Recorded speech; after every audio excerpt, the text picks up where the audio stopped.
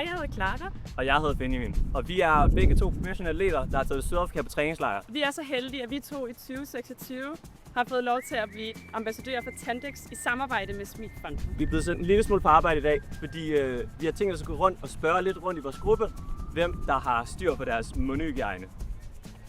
Andreas! Ja? Andreas har brug for skylje. Hvornår har du sidst skiftet din tandbørste? Nok omkring, da jeg flyttede. Så for et år siden. Ja. Jeg ved godt, du skal skifte på et sted nu. Du skifter din tandbørste. Nogle måneder siden. Nogle måneder.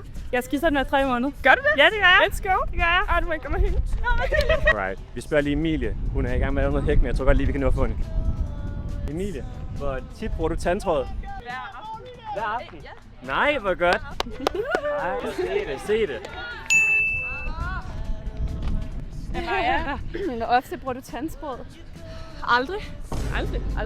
Nå. Det er jeg ikke sikker. Men hvor flotte tænder du har alligevel. Jeg har også fået ved min tandlæge, jeg skal gøre det. Et TR. En nice for something. Har du tungeskrabber hjemme? Nej. Vil du have en? Ja, du må godt få den her. Og plante. Jeg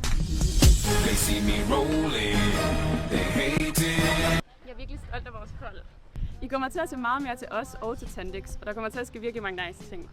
Ja, og det kunne måske godt give mening snart at købe på nye løbesko. Og i hvert fald, så skal I bare stay tuned.